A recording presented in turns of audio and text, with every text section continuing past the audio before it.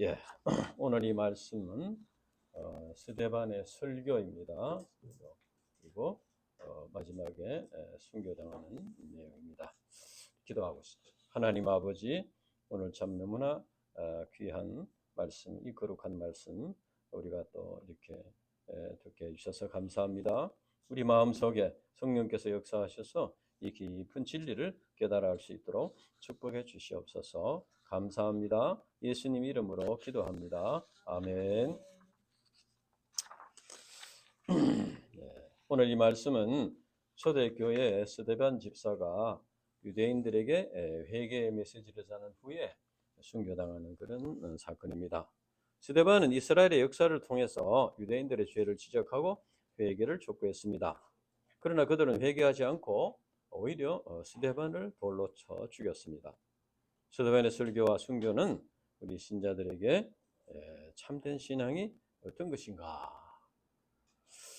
어떻게 복음이 전파되는가 하는 것을 가르쳐 줍니다. 이제 6장 8절에서 보면은 8절부터 스데반은 은혜와 권능이 충만하여 큰 기사와 표적을 행했다고 했습니다. 그리고 여기서 자유민이라는 것은 포로로 잡혀갔던 그 유대인들이 이제 그 유대인 그 후손들이 아시아에 여러 흩어져서 살다가 다시 돌아온 헬라파 유대인들을 가리킵니다. 이들이 일어나서 이제 스데반에게 반감을 가지고 논쟁을 시작했습니다. 이들은 이제 유대주의자들인데, 그래서 이제 그렇지만 스데반이 지혜와 성령으로 말함으로 인해서 능히 당하지 못했습니다. 이것은 주님께서 약속하신 말씀대로 누가복음 12장 12절에 보면 마땅히 할 말을 성령이 곧 그때 너희에게 가르치시리라. 제자들이 이제 전도에 대해서 좀 염려를 하니까 주님께서 성령께서 도와주신다 약속을 주셨는데 이것이 바로 이루어진 것입니다. 그러자 그들은 이제 그 흉계를 꾸몄습니다. 11절 이하에 보면은 그들은 사람들을 매수해 가지고 스데반이 모세와 하나님을 모독하는 말을 하는 것을 들었다, 이렇게 증언을 하도록 했습니다. 이것은 이제 말하자면은 미정교사죠. 요즘 뭐 미정교사라는 말이 많은데 이런 말을 했다고 이렇게 증언을 하게 해서 이제 재판을 받도록 이렇게 했다는 것입니다. 사실 예수님이 성전을 헐라고 한 것은 자기 몸을 가리켜서 말입니다. 자기 몸을, 성전을 헐라는 것은 자기 몸을 이제 죽이면은 3일 만에 살아난다, 그걸 얘기하려고 한 것이지 실제로 무슨 성전을 뭐 이렇게 헐어버리려고 한 것은 아니죠. 또 예수님은 율법을 완성하러 오신 분이지 규례를 고치러 오신 분이 아닙니다. 그러나 유대인들은 거짓 증인들을 내세워가지고 성전을 헐고 율법을 고치려고 했다. 그래서 바로 하나님을 모독하는 죄다, 이렇게 스데반이 이런 얘기를 했다는 거예요. 그래서 그것을 고소했습니다. 그런데 공회에 잡혀온 스데반의 모습이 어떠합니까? 15절 한번 봅시다. 15절 읽어봅시다. 15절 시작. 공회 중에 앉은 사람들이 다 스데반을 주목하여 보니 그 얼굴이 천사의 얼굴과 같더라. 천사의 얼굴과 같더라. 굉장히 은유적인 표현이라고 할 수 있죠. 그러니까 우리 인간의 마음 속에 있는 것들이 밖으로 이제 표정으로 나타나게 되지요. 만약에 대개 사람들이 스데반처럼 공격을 받게 되면 어떻게 됩니까? 긴장하는 그런 표정, 두려워하는 표정, 또 심하면 어떤 분노와 정오심을 나타내는 그런 표정을 지기 쉽습니다.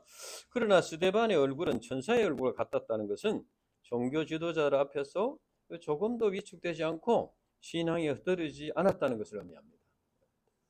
스데반은 예수 그리스도의 죽음과 부활의 복음 진리에 근거한 확고한 믿음을 가지고 있어서 모든 것을 하나님께 이렇게 하나님의 주권에 맡겼습니다.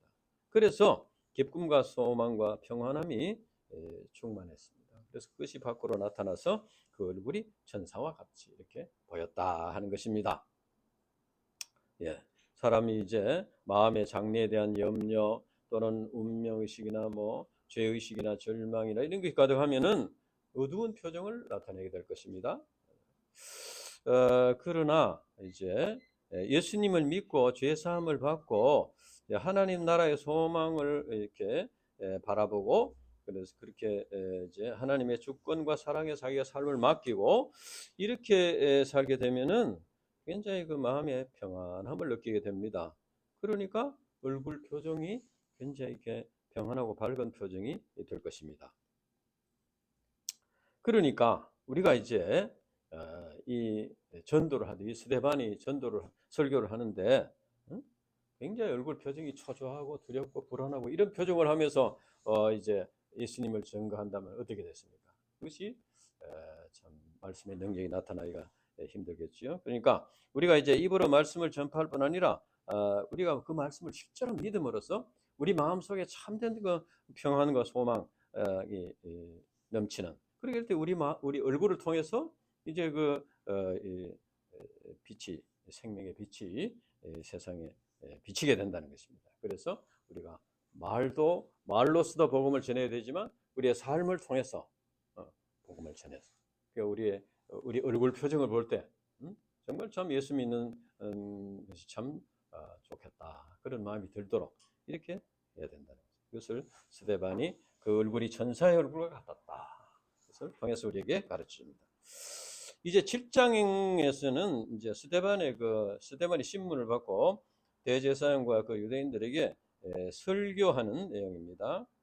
스데반의 설교는 그들에게 직접적인 죄를 지적하는 말씀도 있지만 대개는 이스라엘 조상들의 그 역사를 설명하면서 그 현재 그 유대인들의 죄를 간접적으로 지적하는, 그래서 회개를 촉구하는 그런 형식을 취하고 있습니다.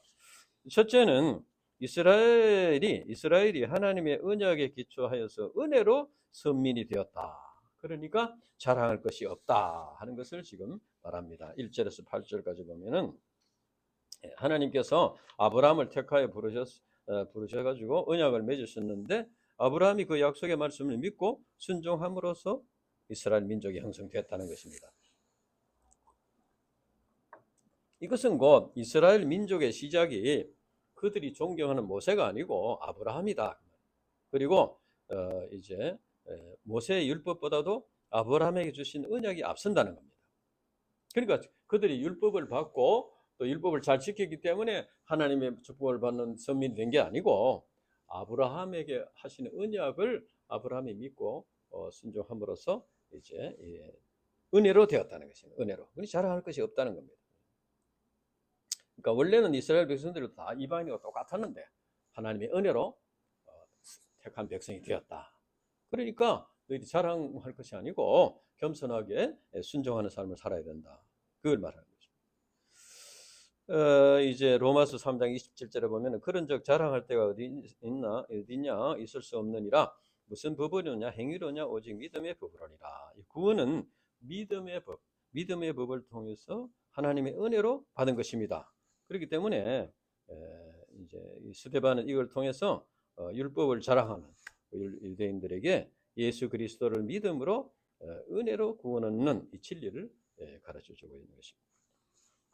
둘째는 이제 9절에 17절까지는 하나님께서 요셉의 형들까지도 사용하셔서 구원의 역사를 이루신다. 이것을 요셉의 형들의 죄까지도 사용하셔서 구원의 역사를 이루셨다는 것을 말하고 있습니다.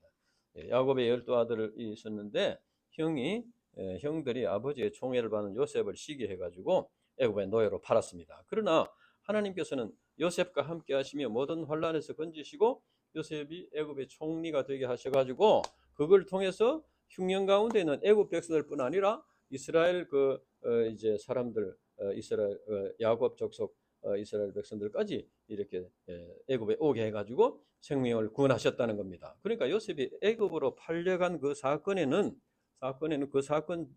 아주 그 불행한 사고로 끝나는 게 아니고 그 속에는 애굽 사람들 살릴 뿐 아니고 그 가족들을 살리고 구원하고자 하는 그런 하나님의 섭리가 숨어 있었다는 겁니다. 이 사건은 죄 없이 억울하게 죽으신 예수님을 통해서 우리 인간들을 구원하는 역사를 이루시는 그것의 그림자라고 할 수 있습니다. 예수님이 유대인들의 시기심으로 인해서 십자가에 못 박혀 죽었으나 하나님께서 다시 살리셨다. 그래서 임금과 구주로 삼으셨다. 지난주 말씀이죠. 그래서 이제 이 요셉의 이야기는 하나님께서는 유대인들 지금 너희들 말하자면 너희들의 죄까지도 사용하셔서 구원의 역사를 이루신다 하는 이것을 이제 스데반이 지금 말하고 있는 것입니다. 그래서 스데반은 요셉의 형들이 시기심과 미움과 거짓의 죄를 자복하고 회개한 것과 마찬가지로 유대인 너희들도 예수님을 십자가에 못 박고 이렇게 한 것을 회개하고 죄 사함을 받아라 하는 것을 지금 말하고 있는 것입니다. 오늘날도 우리에게 일어나는 사건들 속에는 그 구원의 역사를 이루고자 하는 그 하나님의 섭리가 숨어 있습니다. 그래서 그런 뭐 예들을 말하려면 뭐 이제 시간이 없다. 특히 참 어떤 실패한 일이나 억울한 일이나 뭐 이런 일들, 그 피해를 당한 일들, 이런 일들 속에 하나님의 섭리가 숨어 있다는 것입니다. 그래서 지나놓고 보면은 그렇기 때문에 그때 그 사건이 있었기 때문에 지금 이렇게 참 진리를 깨닫고 또 하나님의 축복을 받게 되는 이런 것을 우리가 많이 볼 수 있습니다. 그렇기 때문에 우리는 그 당시 이제 사건, 그 당시 일어난 사건만 보지 말고 어떤 불행하게 보이는 사건 이런 것만 보고 이렇게 슬픔에 빠지고 이렇게 할 것이 아니고 어떤 일을 만나더라도 그 속에 하나님의 섭리가 숨어 있다. 하나님의 뜻을 이루고자 하는 것입니다. 그래서 그럼 우리가 어떻게 됩니까? 어떤 어려움 일을 만나더라도 하나님과의 관계를 바르게 유지해 나가야 된다는 겁니다. 그러니까 어떤 어려운 일을 만나더라도 하나님을 원망한다든지 불신에 빠졌든지 절망 이렇게 할 게 아니고 하나님과의 관계를 바르게 계속 유지해 나가면은 하나님의 섭리가 이루어진다는 거예요. 그래서 요셉이 감옥에 있었어도 한 번도 하나님을 원망하거나 뭐 슬퍼하거나 절망하거나 형들을 미워하거나 그렇게 하지 않았다는 거예요. 우리가 하나님과 바른 관계성을 쭉 맺고 살면은 하나님의 섭리가 이루어지고 하나님의 뜻이 이루어지고 이렇게 이루어진다. 그래서 체험할 수 있게 된다는 거예요. 자, 세 번째는 하나님께서 모세를 통해서 그리스도가 오셔서 구원의 역사를 이룰 것을 예언하셨다는 겁니다. 18절에서 43절까지 쭉 이렇게 이제 있는데 애굽의 요셉의 공로를 모르는 새 왕이 일어나 가지고 이스라엘 백성들이 너무 번성하면 안 되겠다 이래 가지고 이제 남자아이가 태어나면 이제 산파들에게 이제 죽이라고 그랬는데 산파들이 가기도 전에 아기를 낳고 해가지고 그 정책은 안 되겠다 이래가지고 그다음에는 스스로 강물에 던져서 죽여라.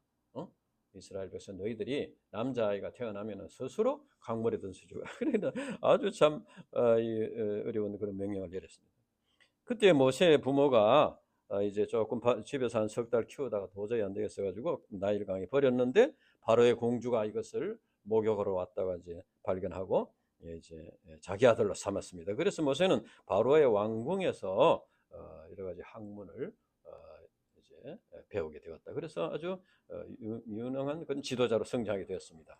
그래서 모세가 한 40살쯤 되었을 때 자기 그 민족에 대한 자각을 이제 정체성을 자각하고 이제 동족을 도우려고 이렇게 했는데 어디 나가 보니까 애국 사람이 이스라엘 사람을 괴롭히니까 그래서 이제 모세가 그 애국 사람을 죽였어요. 그 다음 날 가보니까 이스라엘 사람끼리 싸우고 있단 말이에요. 너희들 왜 너희끼리 싸우냐? 화해를 하려. 그러니까 그 사람들이 어제는 애국 사람을 죽이더니 오늘 나를 죽이려고 하느냐 이렇게 했다니. 그러니까 모세의 진심을 알지 못했다는 거예요. 그래서 이제 모세가 굉장히 당황하게 됐죠. 그러니까 이제 이 동족들이 자기의 진심을 알아줄 것이라고 이렇게 생각했는데 오히려 모세를 비난하고 이렇게 하니까 이것이 알려져 가지고 이제 미디안 광야로 도망을 하게 되었습니다. 그래서 거기서 이제 제사장의 딸과 결혼해서 두 아들을 낳았다. 이것을 보면 이제 모세가 자기가 이제 동족들을 참 자기의 민족이 자기가 애국 사람이 아니고 이스라엘 사람이다 이걸 깨닫고 동족을 도와주려고 하는 것은 좋은데 결국은 실패했잖아요. 실패해가지고 광야에 가서 40년 동안 이제 양을 치면서 이렇게 살았는데 그러니까 이제 그러니까 자기의 그 부족함 때문에 이제 그리고 나중에는 또 이스라엘 백성들이 이끌고 갔지만은 큰 실수를 한 바람에 가나안 땅에 가지 못하고 여보산에서 이스라엘 가나안 땅을 이렇게 바라보기만 하고 거기서 죽었죠. 하나님께서 너는 여기까지만 해라 해가지고 죽었잖아요. 이것은 뭘 말해주느냐?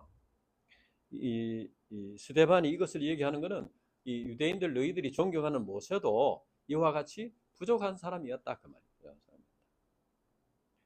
그런데 하나님께서 그런 부족한 실패한 그런 모세를 훈련해 가지고 위대한 지도자로 세우셨다. 그러니까 모세가 위대한 것이 아니고 모세를 세우신 하나님이 위대하시다. 그것을 가르쳐 준 것입니다. 그래가지고 이제 또 보면은 모세가 이제 이 위대한 광야에서 지내 40년 되었을 때 천사가 나타나가지고 불꽃 가운데 나타나서 말했는데 그때 하나님의 음성이 들렸습니다. 네 발에 신을 벗어라. 너 서 있는 곳은 거룩한 땅이니라. 이렇게 말했습니다. 그래서 비록 광야이지만은 가시떨기 나무가 있는 광야이지만은 하나님이 임재하시는 곳이니까 거룩한 곳이다 그 말이에요. 그래서 스데반이 이것을 이야기하는 것은 유대인 너희들이 성전을 굉장히 신성시하고 그렇게 하는데 하나님이 계신 곳은 어디나 거룩한 곳이다. 꼭 성전이 예배를 드리기 위해서 물론 성전을 이렇게 하긴 하지만은 하나님이 계시는 곳은 거룩한 곳이다. 그러니까 그것을 가르쳐 주셨습니다. 하나님께서 모세를 이스라엘 백성들에게 관리와 속량하는 자로 보내셨으나 이스라엘 백성들이 모세를 거역하고 금송아지, 몰록, 레판, 에별 등 이방 신들을 섬겼다는 거예요. 그것을 지금 이제 상기시켜 줍니다. 너희들 조상들도 이와 같이 참 하나님을 올바로 섬기지 않고 이렇게 우상을 섬기며 이렇게 했다. 스데반은 모세에게 불순종하고 우상 숭배의 죄를 범한 조상들의 잘못을 지적하면서 그 당시 예수님을 배척하고 죽인 예수님을 죽인 유대인들의 어리석음을 이렇게 지적해 준 것입니다. 여기서 보면 이제 하나님이 너희 형제 가운데서 나와 같은 선지자를 세우리라. 이 모세가 말한 것입니다. 하나님께서 나와 같은 선지자를 세우리라 이렇게 모세가 말했는데 너희들은 왜 그걸 믿지 않느냐? 그 너희들이 존경하는 모세가 그렇게 예언한 그 예언대로 예수님이 오셨는데 왜 너희가 그걸 믿지 않고 오히려 십자가에 못 박아 죽이고 이렇게 했느냐? 그래서 그것을 이제 회개하고 지금이라도 회개하고 예수님을 믿어라. 그리고 여기 보면 이제 광야 교회라는 말입니다. 광야 교회라는 말이 성경에 여기 한 번 나옵니다. 그런데 이 광야 교회라는 것은 이스라엘 백성들이 애굽에서 나와 가지고 가나안 땅에 가기까지 40년 동안 광야를 뱅뱅 돌면서 훈련받으면서 거기에 있었던 것을 이제 광야 교회라고 이렇게 했습니다. 광야 교회. 그러니까 이 광야 교회는 이스라엘 백성들이 이제 하나님의 백성이 되기 위해서 바로 가나안 땅에 가지 못하고 광야를 빙빙 돌면서 훈련을 받은 교회였다 그 말이에요. 그러니까 이 오늘날 이 교회도 마찬가지입니다. 오늘날 교회도 우리 신자들이 성화를 이루고 장차 하나님 나라에 들어가기 위해서 훈련을 받는 곳입니다. 이 교회가. 그러니까 어떻습니까? 이제 부족한 자들이 모여서 훈련을 받는 곳이니까 뭐 여러 가지 문제가 생길 수 있는 거죠. 그러니까 아이고 뭐 이 교회는 왜 이랬냐, 저 교회는 왜 이랬냐 이래 가지고는 안 되는 거죠. 그러니까 부족한 자들이 모여서 훈련을 받는 곳이니까 여러 가지 문제가 생길 수 있습니다. 그래서 그런 가운데서 우리가 하나님을 찾고 믿음을 배우고 이렇게 해서 성장해 가야 된다는 것이죠. 그 다음에 이제 넷째는 하나님께서 사람이 지은 성전에만 계시는 분이 아니고 온 세상에 무소부재하신 분이다. 44절에서 50절까지 말씀입니다. 모세가 시내산에서 받은 십계명 돌판을 보관하는 장막이었기 때문에 정거의 장막이라고 했습니다. 정거의 장막 그 이제 성막. 그리고 또 여호와께서 임재하시고 이스라엘 백성들이 만나는 장소이기 때문에 회막이다 이렇게 부르기도 했습니다. 이것이 이제 여호수아가 이제 이 회막을 들고 가나안 땅에 들어가서 다윗까지도 이제 그 회막을 이렇게 천막으로 써 있었는데 다윗이 자기는 이제 백향모로 지은 집에서 있는데 하나님의 집은 이렇게 해서 되겠냐, 이렇게 해서 집을 지으려 하니까 하나님께서 너는 준비만 하고 아들 솔로몬에게 짓도록 해라. 이렇게 해서 이제 솔로몬 성전이 나중에 짓게 되었다는 겁니다. 그런데 이게 보면은 이제 스데반이 이렇게 하면 지극히 높으시니는 손으로 지은 곳에 계시지 아니하시나니 그렇습니다. 하나님께서는 이제 성전, 그것은 이제 성전 안에만 계시는 분이 아니라는 거예요. 하늘은 나의 보좌요, 땅은 나의 발등상이니 너희가 나를 위하여 무슨 집을 짓겠으며 나의 안식할 처소가 어디냐? 이 모든 것이 다 내 손으로 지은 것이 아니냐. 그러니까 하나님께서는 이 세상 모든 만물이 다 하나님의 피조물입니다. 그러니까 이제 예배를 드리기 위해서 성전을 짓지만은 그 속에만 계신 분이 아니다는 거예요. 그래서 이제 하나님은 어디든지 계시는 분이다. 그래서 이제 성전이 이제 예배를 드리는 장소에 하나님 만난 장소였는데 그 다음에 이제 예수님이 십자가에 죽으실 때 어떻게 됐습니까? 이 성전 그 휘장이 찢어졌습니다. 그래서 이제는 대제사장만 들어갈 것이 아니고 누구든지 이제 하나님을 만날 수 있게 돼요. 예수님을 믿음으로써 하나님을 만날 수 있게 되었다. 그래서 하나님은 무소부재하신 분이시다. 이것을 통해서 스데반은 이제 하나님이 예루살렘 성전에만 있는 분이 아니다. 그러니까 너희들만 뭐 하나님을 만날 수 있는 것처럼 이렇게 해서 생각할 것이 아니고 이제 누구든지 하나님을 만날 수 있고 있다. 그러니까 너희들이 그런 교만을 회개하고 이제 겸손하게 주님을 믿고 이렇게 해야 된다 하는 것을 말해주고 있는 것입니다. 그리고 이제 51절부터 보면은 스데반은 유대인들의 죄의 근본 원인이 무엇인가를 지금 말하고 있습니다. 51절에서 53절. 51절에서 우리 같이 한번 읽어보겠습니다. 51절에서 53절까지 51절에서 53절까지 읽어보겠습니다. 시작. 목이 곧고 마음과 귀에 할례를 받지 못한 사람들아 너희도 너희 조상과 같이 항상 성령을 거스르는도다. 너희 조상들이 선지자들 중에 누구를 박해하지 아니하였느냐? 의인이 오시리라 예고한 자들을 그들이 죽였고 이제 너희는 그 의인을 잡아준 자요 살인한 자가 되나니 너희는 천사가 전한 율법을 받고도 지키지 아니하였도다 하니라. 목이 곧다. 이 교만을 말하는 것이죠. 마음과 귀의 할례를 받지 못. 그러니까 이것은 이제 육체의 할례만 받았지 내면적인 마음의 할례를 받지 못해. 죄를 회개하지 않았다는 겁니다.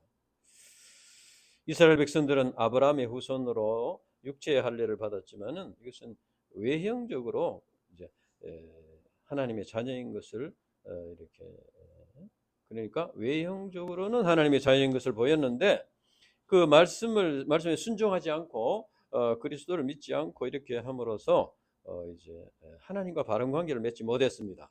근데 율법을 자랑하면서도 실제 생활에 율법을 지키지 못했다. 성경 나는 성경 무슨을 공부했다 이렇게 자랑하면서도 그것을 지키지 않는 거와 마찬가지죠. 그러니까 이제 율법을 받았다거나 성경을 공부했다거나 하는 그것만 가지고는 이제 안 된다는 것이죠. 그래서 이제 신앙생활은 우리가 신앙생활이라는 것을 잘 생각해야 되는데 외면적인 것이 있고 내면적인 것이 있습니다. 잘 생각해야 됩니다. 이제 우리가 성경을 공부하고 우리가 예배에 참석하고 헌금을 하고 세례를 받고 또 직분을 받고 목자 또 안수를 받고 또 이리고 나가서 전도를 하고 봉사를 하고 신방을 하고 이것은 외면적인 것입니다. 외면적인 행위입니다. 행위.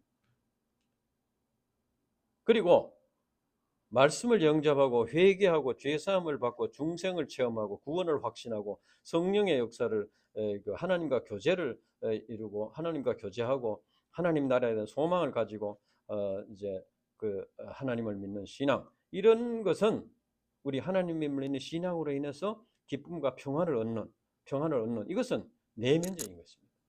내면적. 잘 생각해야 됩니다. 이제 성경 공부, 예배, 헌금, 세례, 직분, 전도, 봉사, 신방 이것은 외면적인 행동이 우리 밖으로 나타나는 것이고 우리 마음 속에 말씀을 영접하고 죄를 회개하고 중생을 체험하고 구원을 확신하고 성령의 역사를 체험하고 또 하나님과 교제하고 하나님 나라에 대한 소망을 우리가 가지고 또 하나님을 믿는 신앙으로 인해서 이 기쁨과 평안을 누리는 것은 내면적인 것입니다. 그러니까 이것이 이제 우리가 좀 더 이제 좀 직접적으로 하면 우리가 이 신앙 공동체 이게 UBF 뭐 교회 소속이 돼서 매주 나와서 예배를 드리고 전도를 하고 뭐 이렇게 신방을 하고 양들을 뭐 피싱하고 이렇게 이 행사에 참여하는 또 다른 신자들과 관계성을 맺고 하는 이것은 외면적인 드러나는 것입니다. 그리고 예수님을 믿음으로써 죄사함을 받고 죄사함의 기쁨을 누리고 구원의 확신을 가지고 하나님과 인격적인 관계성 교제를 하고 이것은 내면적인 것입니다.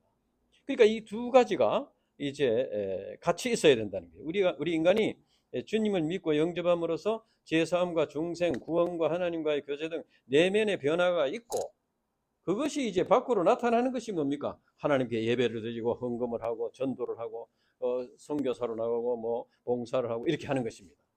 그러니까 내면적인 것이 일어나야 됩니다. 내면적인 게 일어나면은 이제는 참 기쁜 마음으로 십자가를 감당할 수 있는 거예요.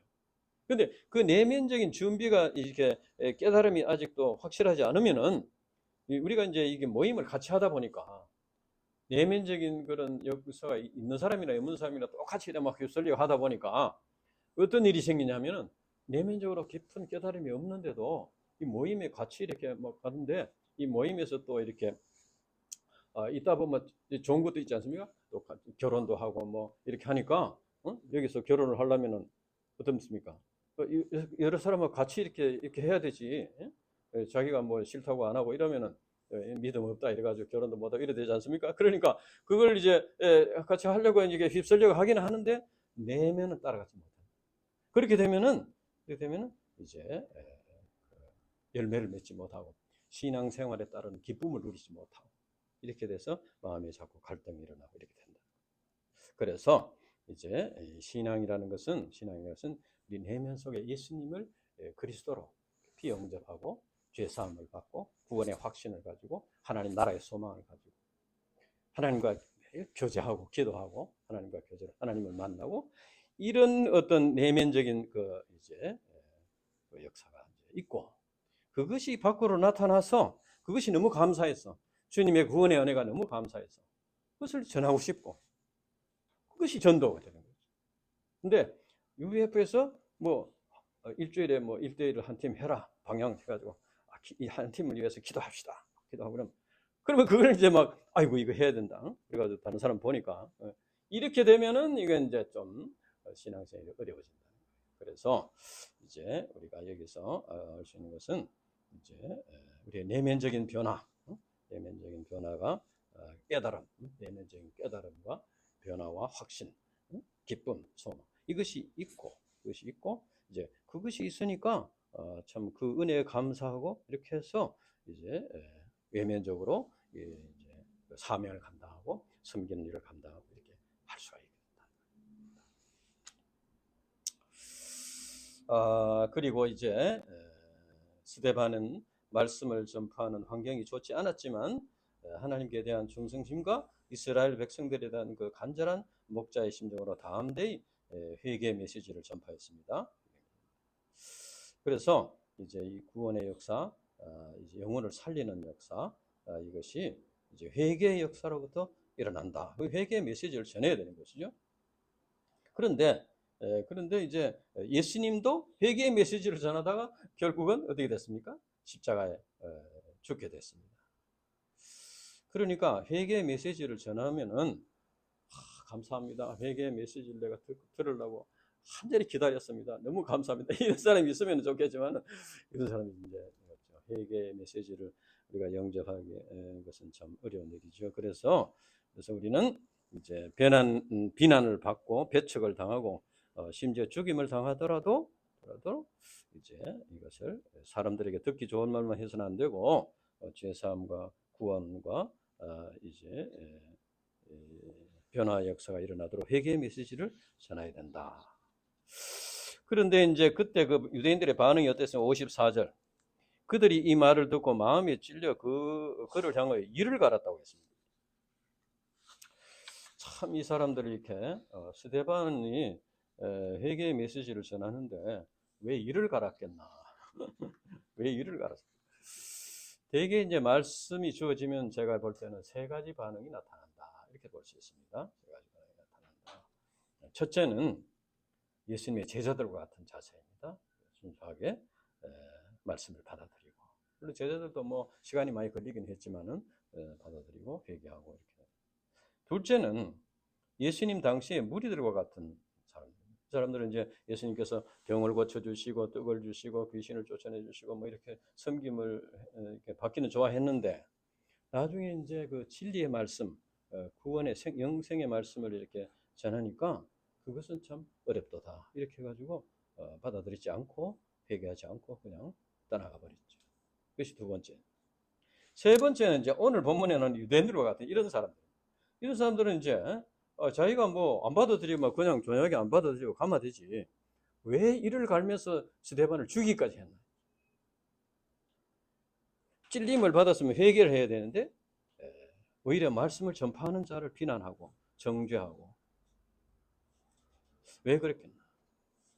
그것은 이제 그렇게 함으로써 자기의 죄를 감추고 자기의 죄를 희석시키고 이렇게 하려고 하는 것이죠. 이게 바로 사단 마귀의 종노릇을 하는 이런 세 가지 부류가 있다. 이렇게 볼 수 있습니다. 그러니까 이런 것을 이제 당연하게 생각하고 우리가 복음을 전파해야 된다.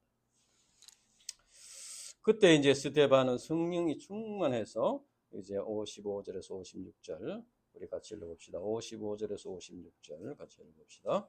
시작. 스데반이 성령 충만하여 하늘을 우러러 주목하여 하나님의 영광과 및 예수께 하나님 우편에 서신 것을 보고 말하되 보라 하늘이 열리고 신자가 하나님 우편에 서신 것을 보노라 한데, 스데반이 성령 충만을 덧입고 보라 하늘이 열리고 인자가 하나님 우편에 서신 것을 보노라 이렇게 고백했습니다. 이것은 스데반에게 하나님의 영광과 부활하신 예수님을 보여줌으로써 최후 승리에 대한 확신을 심어주신 것입니다. 스데반이 예수님을 바라보게 된 것은 물론 하늘 문을 여시고 하나님의 영광과 예수님을 보여주시기 때문이기도 하지만은 스데반 자신이 성령 충만함을 덧입고 영의 눈을 뜨고 있었다는 겁니다. 그러니까 거기에서 참 이를 갈고 있는 그런 유대인들만 사람들만 본 것이 아니고 영의 눈을 뜨고 자기를 지금 이렇게 지켜보고 계시는 하나님을 바라봤다는 겁니다. 그것이 이와 같이 우리 신자들은 영의 눈을 뜨고 주님을 바라봐야 됩니다. 하나님 나라를 바라봐야 됩니다. 그래서 예수님도 니고데모에 그랬지 않습니까? 물과 성령으로 난 자는 하나님 나라를 볼 수 있느니라. 그 다음 두 번째는 하나님 나라에 들어가야 됩니다. 그러니까 하나님 나라를 우리가 영의 눈을 뜨고 육의 눈만 뜨고 세상을 바라보고 누구는 내보다 부자고 내보다 잘났고 뭐 이런 것만 쳐다보면은 아이고 세상 살기가 힘듭니다. 그러니까 영의 눈을 뜨고 하나님을 바라보고 하나님 나라를 바라보고 십자가에서 나를 위해 죽으셨다가 부활을 승천하신 예수님을 바라보고 이렇게 바라봐야 된다는 거예요. 그렇게 할 때 우리는 어떤 어려움도 극복하고 승리할 수가 있다. 예수님을 바라봐야 된다. 그러면 이제 마지막으로 57절에 60절까지 이제 결국 스데반이 어떻게 됐느냐? 유대인들은 스데반의 말을 막기 위해서 소리를 질다. 스데반이 더 이상 말 못하다가 소리를 지르고, 그다음에는 그 말을 듣지 않기 위해서 귀를 막았다고 했어요. 그들은 목이 곱고 마음과 귀에 할례를 받지 못한 자들이었습니다. 그래서 양심의 소리를 외면했습니다. 그래서 그들은 공회에서 율법을 따라 재판하지도 않고 또 로마의 인준을 받지도 않고 불법적인 폭력으로 스데반을 죽이는 살인죄를 범하게 됩니다. 사형 집행을 유대인들은 못하게 돼 있지 않습니까? 그런데 자기들이 마음대로 그냥 돌로 쳐가지고 살인죄. 스데반은 돌로 맞아 죽음이 임박했을 때 마지막으로 예수님에게 부르짖었습니다. 주 예수여 내 영혼을 받으시옵소서. 주여 이 죄를 그들에게 돌리지 마옵소서. 이러한 스데반의 기도는 예수님의 십자가상에서의 기도와 유사한 것입니다. 예수님은 하나님 아버지에게 영혼을 부탁했고 또 예수님은 하나님 아버지께 영혼을 부탁했는데 스데반은 예수님에게 자기 영혼을 부탁했습니다. 그리고 스데반은 돌로 치는 자들을 용서해달라고 기도했습니다. 스데반은 너희 원수를 사랑하며 너희를 핍박하는 자를 위하여 기도하라는 예수님의 말씀을 끝까지 순종하는 그런 아주 신실한 주님의 제자였습니다. 그리고 이 말을 하고 자니라, 이 말씀은 평화로운 죽음을 표현하는 것이죠. 잔다는 것은 이제 깬다는 것을 의미하는 것이고, 그래서 다시 부활할 것을 이제 믿는 그런 평안한 죽음을 맞이한 것을 말하는 것입니다. 스데반의 순교는 우리 신자들에게 복음 진리에 대해서 이제 복음 진리에 대해서 어떤 자세를 가져야 하는가, 이것을 가르쳐 줍니다. 스데반은 복음 진리를 자기 목숨보다 더 귀한 것으로 여겼습니다. 그래서 목숨을 버리면서까지 이 복음 진리를 지키고자 했습니다. 이를 볼 때 복음 진리의 최고의 가치를 두고 진리를 지키는 것이 참된 신앙이다. 복음 진리의 최고의 가치.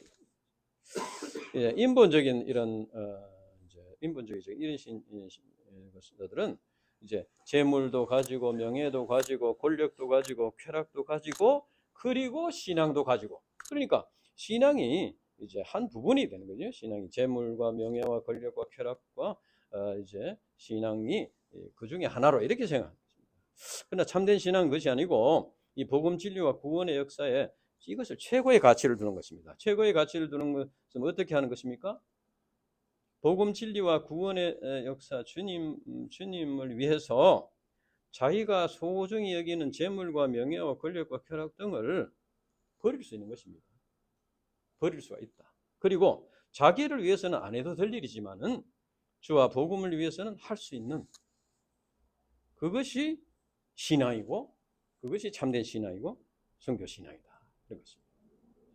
그러니까 이제 재물과 명예와 권력과 쾌락을 가지면서 그 다음에 이제 그 여유가 있는 대로 신앙도 가지고, 이것은 올바른 자세가 아니라는 거예요.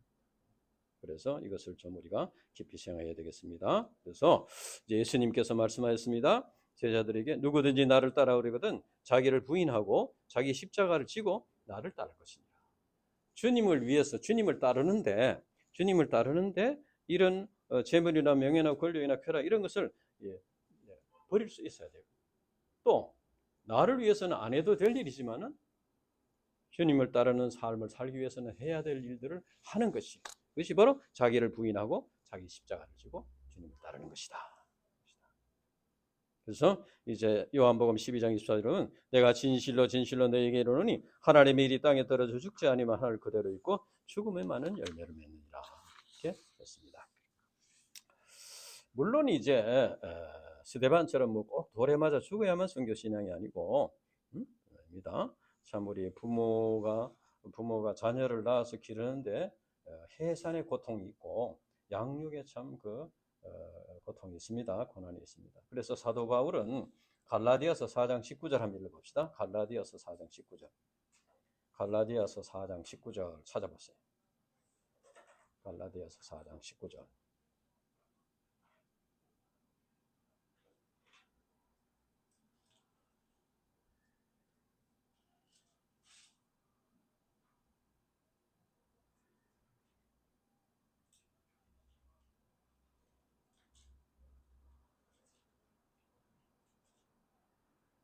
찾았어요? 같이 읽어볼까요? 19절 시작.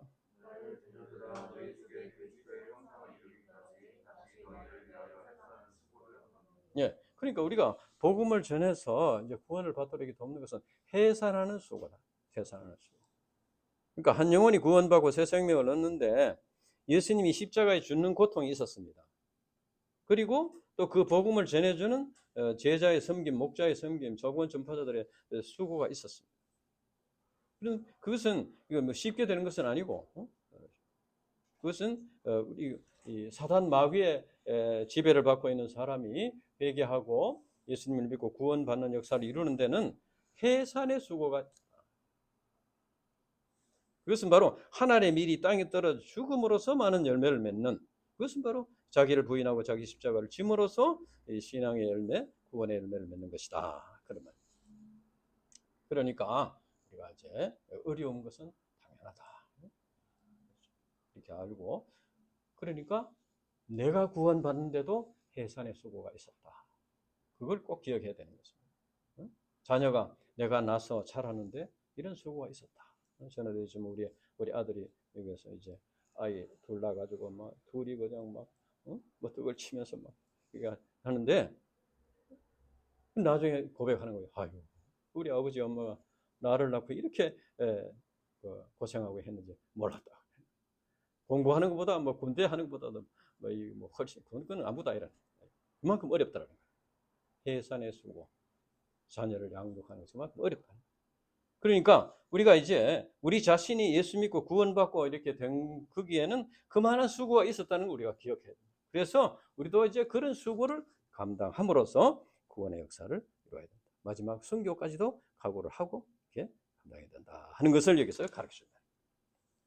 그리고 이제 우리가 또 이제 순교시라는 것은 우리가 이 세상을 살아가면서 뭐 이것이 없다면 차라리 죽는 것이 낫겠다. 그런 거 있습니까? 이거 안 되면 차라리 죽는 게 낫다. 예를 들어서 그런 이것을 얻어서 없다면은 살아갈 의미가 없다. 그런 게 있습니까? 그런 게 있다면은 바로 그것을 주님과 복음을 위해서 드릴 수 있는 것이 그게 순교신앙이에요. 꼭 뭐 내 목숨을 이렇게 끊는 것이 순교신이 아니고 내가 그거 아니면 참 내가 그걸 얻지 못하면 나는 뭐 살 의미가 없다. 그렇게 생각하는 것이 있다면은 그것을 주님을 위해서 드리는 것이 순교신앙이다. 우리 신자들은 예수님의 십자가에서 죽으심과 부활을 믿음으로 구원받고 새 생명을 얻은 자들입니다. 그리고 자기를 부인하고 자기 십자가를 지고 예수님의 고난의 길을 따라가는, 그래서 하나님의 나라에까지 가는 자들입니다. 그러나 여기에는 사탄 마귀의 해방이 있습니다. 그래서 고난이 있고 죽음까지도 각오해야 하는 경우가 많습니다. 이제 우리가 십자가의 고난의 길을 가신 예수님, 그리고 가장 모범적인 예수님의 고난의 길을 따라가는 삶을 살았던 스데반 집사, 이런 분들의 본을 받아서 우리가 믿음의 길을 달려갈 때 거기에서 참 신앙의 열매를 맺고 하나님 나라에서 면류관을 얻게 된다 하는 것을 오늘 가르쳐 주는 것입니다. 기도하고 마치겠습니다. 하나님 아버지 감사합니다. 오늘 스데반의 순교 신앙 우리가 깊이 묵상했습니다. 하나님 아버지께서 성령을 통해서 우리에게 가르쳐 주시고 깨닫게 해주시고 우리가 이제 변화를 받고 참된 신앙을 가질 수 있도록 축복해 주시옵소서. 감사합니다. 예수님 이름으로 기도합니다. 아멘. 찬송가 450